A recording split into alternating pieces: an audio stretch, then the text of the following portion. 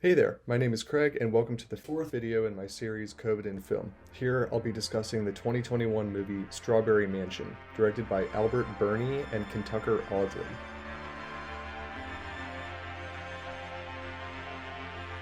In the film Strawberry Mansion, freedom triumphs over conformity and rationality. In a scene towards the beginning of the movie, taxman James Preble starts his audit of the dreams of Arabella Isadora, and the directors utilize animation, special effects, editing, framing, and music to highlight the creativity and optimism of Bella's mind. When compared to Preble's dreams or to the real world depicted in other parts of the film, Bella's dreams provide a colorful and musical canvas of free-flowing action and feeling. On the one hand, Preble's life, both waking and sleeping, are controlled, monitored, and dull, while on the other hand, Bella avoids government and corporate surveillance through her rebellious choices and unwillingness to be metaphorically put into a box. The scene which I'm focusing on contains two dream sequences and, in between, a section taking place in Bella's home, Strawberry Mansion. While the first dream introduces the viewer to how Preble performs his job, it also contextualizes Bella's personality through the presentation of her dreams, which contain animals, flying machines, and her father. The middle section of the scene serves as a bridge between the dreams, the reality of the film, and the viewer. And the second dream, which was actually filmed at my church outside of Baltimore, serves to confuse Preble and the viewer and to provide an optimistic spin on Bella's father's quote about change and death. Through these sections of the scene, the directors put the viewer in Preble's perspective as they create an appealing alternate world. By channeling and echoing Bella's stance on freedom, Strawberry Mansion invites the viewer to think critically about their own reality. The first section of the scene distinguishes between duty and beauty. Before we enter the dream, we get a medium shot of Preble seated beside the dream reading mechanism, during which he describes the magnitude of his task. Natural light filters in from the window, the color scheme contains dull shades of green and brown, and there is no score. Factors which indicate the relative lifelessness of Preble and the mundanity of his profession. Then the score, from Dan Deacon, enters as the camera moves slightly left to show a small tapestry with bright red flowers. When Preble puts on the dream helmet, we cut to a wide shot of him that pushes inward and includes a dark vignette border.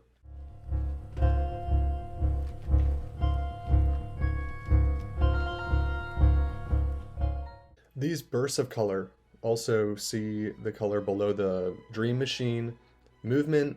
You can also see the steam that is suddenly rising from the tea. Sound and the goofiness of Preble's helmet foreshadow the coming excitement and action in Bella's dream. The music changes to a higher key as we cut into the dream. Preble's blue hologram enters and he prepares to do his work. Unlike the previous dream scene of Preble's dream with Buddy, the first shot in Bella's dream is in an open, natural setting, which resembles the yard in front of Strawberry Mansion. Even the entire sky is open and inviting, with a shot of an airplane pulling the word "welcome" behind it. While the viewer may find this disconcerting, as if Bella were aware of Preble being in her dream, Preble instead focuses on the red plane, with his blue hologram circle fixating on it instead of the sign. In this way, Preble functions as a professional interested in completing his assigned task, while the viewer, also looking from his perspective, has more questions about the sign. Our next shot away from Preble is of a hot air balloon and a tree, which are identified and quantified in terms of price and tax by Preble. Like so, beautiful objects in Bella's dream are broken down, encircled, controlled, and punished. Indeed, Bella in the real world will have to pay for having dreamed of something as simple as a tree. Next, though, we see a young woman, who turns out to be Bella, in a close-up shot which pushes toward her as she looks straight into the camera, and sunlight shines across her face, strangely in contrast to the previous cloudy shots. No circles ring around her white dress, and we cut back to a close-up of Preble, now confused and looking just off camera, before he turns around to see if there's someone else Bella could be watching.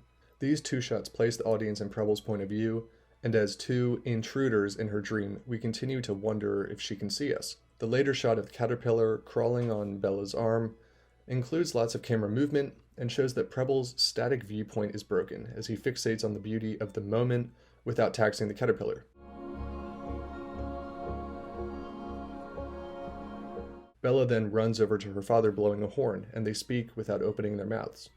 We alternate between cloudy and sunny shots, compounding the audience's sense of confusion and enhancing the dreamlike quality of the sequence.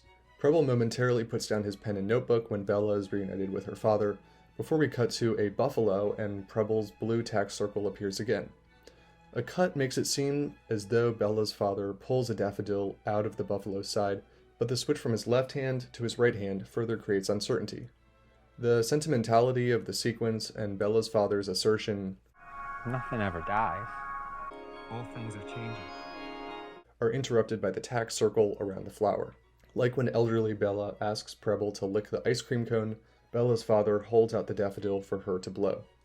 The dream ends with a shot of the blue sky with out-of-focus daffodil seeds. Then we cut back to Preble in the real world, and he takes off his helmet. The dream and real worlds are further connected, though, through the daffodil seed which Preble finds in the tea which Bella had poured for him.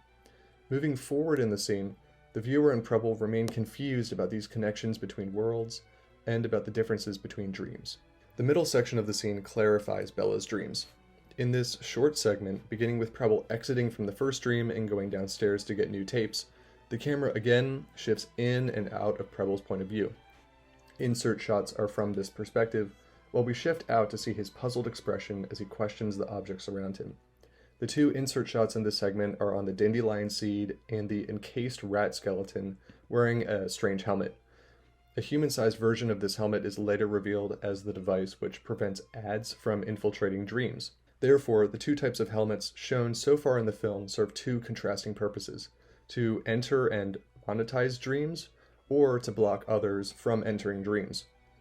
One question I have here is, since the rat is wearing the protective helmet, does the government also infiltrate and charge taxes for the dreams that pets have? Maybe so, because next to the rat skeleton's right forepaw is a key, presumably indicating that this helmet is the literal key to preserving subconscious freedom and preventing surveillance. This segment has no score until a J cut when Bella exclaims, "Oh, this one!" Preble walks down the hallway before a cut to Bella playing the violin in her dream, as if Preble is walking straight into the dream.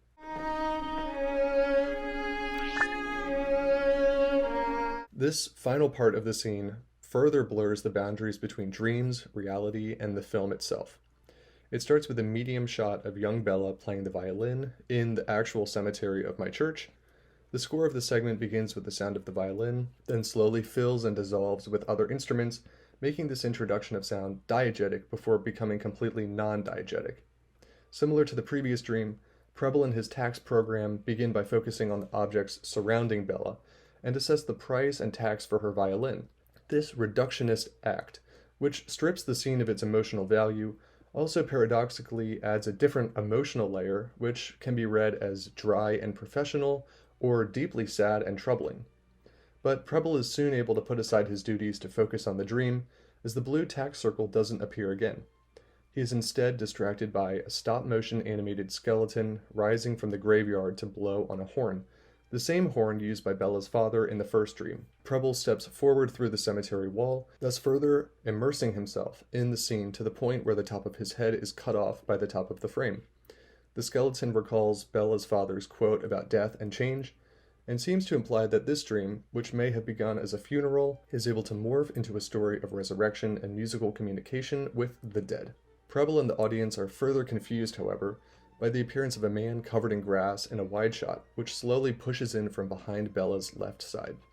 Preble makes a note of it, but no blue circles appear, indicating that Bella's creativity and originality are beyond the bounds of commercial property. Indeed, no company owns or can put a price tag on the skeleton or the grassman, as they're such wild concepts. While we see from Preble's point of view in this final shot, the grassman is later revealed to be Preble himself. This means that Preble is able to exist across the boundaries of time, space, reality, and technology. Due to his entrance in Strawberry Mansion and his eating of the ice cream cone, he becomes part of a loop which seems to allow him to enter Bella's dreams in two disguised forms, the grassman and the hologram. This loop also permits Bella's father to rise from the grave, the dandelion seed to enter the real world, and the airplane to welcome Preble and us into Bella's dreams. In this way, the freedom of Bella's mind and her inability and unwillingness to be labeled or compartmentalized expand to the people and things around her, and stand at odds with the reductionist and capitalist logic of the outside world. Like so, the movie Strawberry Mansion becomes a commentary on film itself. Dreams here are movies. At a basic level, Preble's job is to watch dreams/movies and judge them. Like some film critics or studio executives, Preble assesses the monetary value of a given dream/film, then ships it off and moves on to the next one. He isn't given the time to reflect on each movie, and so his job becomes robotic. He's been doing this for a while, all without realizing that the ads in his dream are the other side of the same coin, until Bella comes along. But it isn't the pure creativity of her dreams that shakes Preble from his ignorance. Instead, it's the fact that her dreams blend with Preble's life and ultimately become the film Strawberry Mansion itself, particularly the movie's second half. In this way, directors Bernie and Audley allow us to experience something similar to Preble's immersion in Bella's subconscious.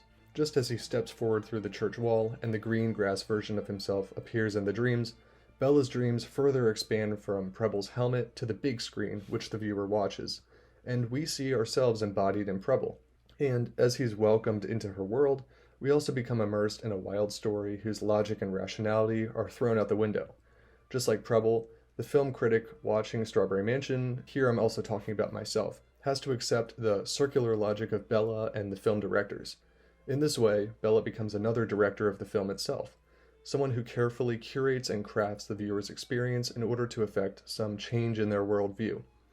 As we're along for the ride with Preble, we become more conscious of the ways in which capitalist surveillance, advertising, and privacy invasion affect us too. Like so, the colorful helmet becomes the film which, fittingly named, is Strawberry Mansion, a place where inexplicable things can happen and where we're given space to reflect on our place in the modern world. I first heard about this movie on my church's Instagram page, and I also wanted to see it because Dan Deacon composed the score. I saw the movie on my laptop when I was studying abroad in 2022, and it was a link back to my home when I was feeling pretty homesick. I didn't really understand a lot of what was going on, but that was just part of the fun. I wanted to make a video on Strawberry Mansion in order to answer some of my questions about the movie, and I think it says something really interesting about the issues I was dealing with when I saw it during the pandemic. Preble's connection across time, dreams, and death reminded me that even if you feel lonely, someone is always there for you, whether in person or over the phone, or you can enjoy the time you spend with other people in your dreams. Like Preble and Bella, if we can recognize what we learn in our dreams or the movies we see, and incorporate those lessons into daily life, and if we can escape from the outer or inner darkness which tries to trap us, then we can go on any adventure we want with anyone. Thanks for watching.